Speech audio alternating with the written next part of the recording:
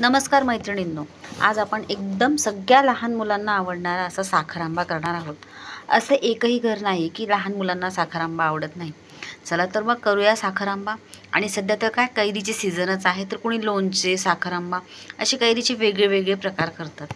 साखर आंब्यासाठी आपल्याला एकदम सुंदर अशा मोठ्या छान कैऱ्या घ्यायच्या आहेत। त्या पहिले स्वच्छ पाण्याने धुवून घ्यायच्या, त्याच्या तोंडाशी जो चीक असतो तो काढून घ्यायचा आणि नंतर सुरीने किंवा बटाटे सालायचं पिलर असतं त्याने त्याची वरची साल हळूहळू काढून टाकायची। आपल्याला पूर्ण कैरी नाही सोलायची, फक्त वरची जी जाड साल आहे ती काढून टाकायची। त्यानंतर किसणीने ती एकदम बारीक किसून घ्यायची। किसल्यानंतर तिला थोडे पाणी सुटते, ते पाणी आपण असे हाताने पिळून घ्यायचे आणि पिलेली कैरी एका भांड्यात घ्यायची। त्यानंतर त्यात साखर टाकायची।